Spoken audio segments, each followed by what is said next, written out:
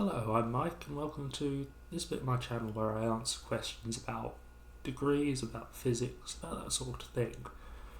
And this time, because it's something that I've got asked by a few people in sort of my extended family, is what financial advice would you give for a student?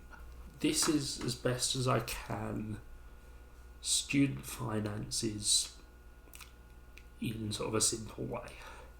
I'm going to start with something that I've said before when I talked about just basic dumb advice for students, which is most of your costs are going to be rent. Now, where I am, or where I was when I did my degree, prices for rent would have been probably lowest about sort of a bit under £300 a month, maybe up to about sort of 350 for a sort of shared accommodation, you're a student, fairly small place. Maybe a bit more if you were going luxury, but I wouldn't advise that. Now, what that means is that's going to dwarf almost every other cost you have.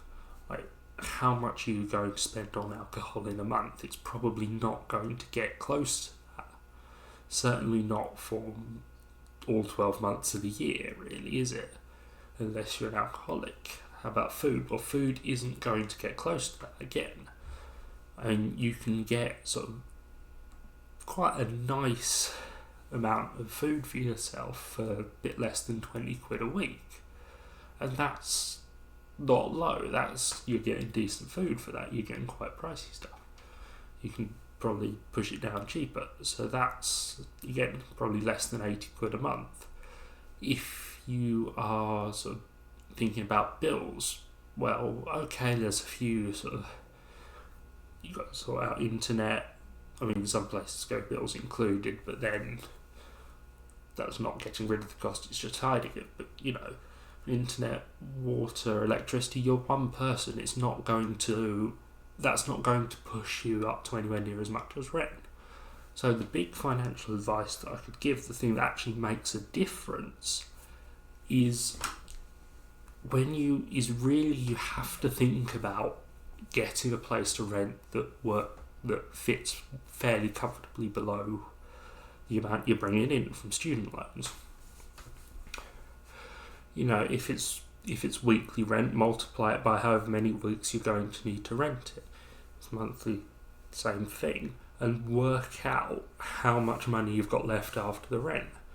And if you aren't sure about money, if you want to save money, what you really need to do is talk to the other people that you're trying to share a flat with, because you're going to have to sort of get together with a few people that you've met through uni and try and work out sharing a flat together. You have to talk to them and work through this, like, okay, what's the maximum we want to pay for rent, because that's your big cost. There's very few other things you can do that can make a difference of sort of 40-50 quid a month, but rent can, depending on who you're with and what people are happy with renting. It can make a massive difference. So that's the big thing, keep rent sorted. There's a few other bits of advice that I'd give. One of them is, as best as you can, try and get your family involved in getting sort of a decent amount of stuff to you if you can.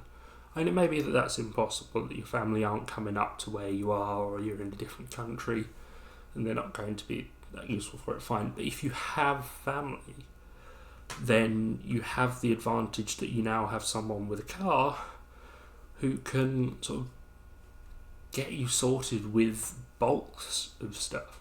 And that's probably the big way that I'd advise saving money other than sorting out rent, is things like food and that sort of stuff.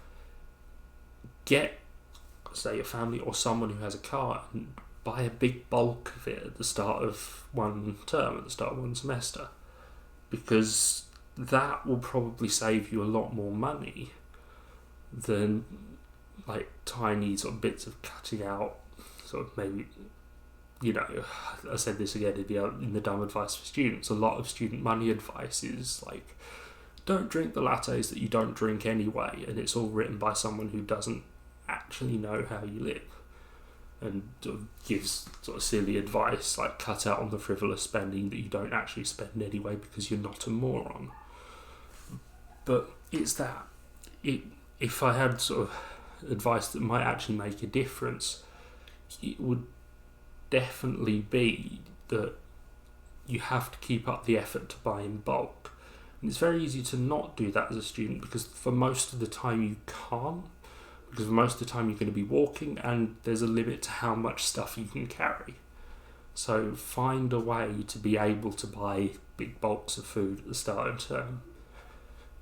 The other thing that I think actually makes a sizable difference, or at least it did in my case, is if you're a long way away from your family and you have to travel, work out how to do that, especially because there's going to come a point where you have to pay to get yourself home, probably. I mean, some people, their family might cover all the money for them for that, and that's lovely.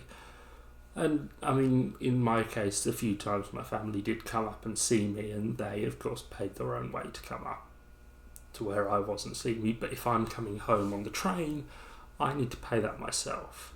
So I was lucky in a way, but I still had to think about this cost. And if you're travelling a long distance across the UK, that's quite difficult. So really the other thing is the other sort of big cost can be transport in that sense. So work out ways to make that cheaper. In one case it was like find a cheap coach. That's often good because coach fares generally a lot cheaper than rail. So that was one that I did a couple of times. The other thing is if you are in a position where you really think you have to go by rail, because it's usually a lot more expensive, sort it out with your family that someone can pick you up from a station at stupid hours in the morning, or at least sort of very late at night, because those fares, I mean this is true for coaches as well, those fares are going to be massively varying over the course of a day, and from where I was to where I needed to get to, the difference between rail that got me into London at stupid o'clock at night so I could then get the tube across and be picked up at a tube station out in the middle of nowhere, like, way out on the line, fifth zone sort of thing, the train down in that sense around the country could cost sort of 20 quid or so. But if you do that in the middle of the day, it's now sort of 80 to 90 quid, so that is a big difference. And of course, coach fares again, sort of, if you're leaving and arriving at a reasonable time, it will be a lot more expensive than if you're leaving and arriving at silly times. So having someone to pick you up at the other end if you're going home or if you're going to visit someone could be a massive financial difference. So those are the two sort of big costs. Rent is obviously a big cost for most of the time. Travel can be a big chunky cost all of a sudden, which is quite frustrating to deal with. So that's the advice I'd have for keeping that down. The last bit of useful financial advice that I would have is remember your student discount when you're with other people who aren't students, when you're with your family, that sort of thing. Because sure, student discount applies to a lot of stuff that you buy, and I mean in my case it was often like, okay, I get student haircut, this is cheaper, I get a little bit off picking up a meal out every so often, but not using it that much. But if you can strike a deal with your family where you use student discount on something that actually is more for them or that they're buying, and you split the difference between you and them, you might be able to sort of work out getting a bit of money. that way, or at least saving your family a bit of money. And if they're family, they'll, you know how it works with family. You scratch my back, I scratch yours. Here's a favour to you. I can get you what you want for a bit cheaper because I'm a student. Maybe sometime in the future that'll pay itself back. So that's quite nice. Cynical, but it's quite a nice thing to remember. Less useful perhaps in financial advice than the rent thing. That's the most important one. But it's good to know, it's good to think about, it's good to remember. But anyway, that's all the sort of rambling that I'd like to do for now. Thank you for listening. Hopefully see you next time.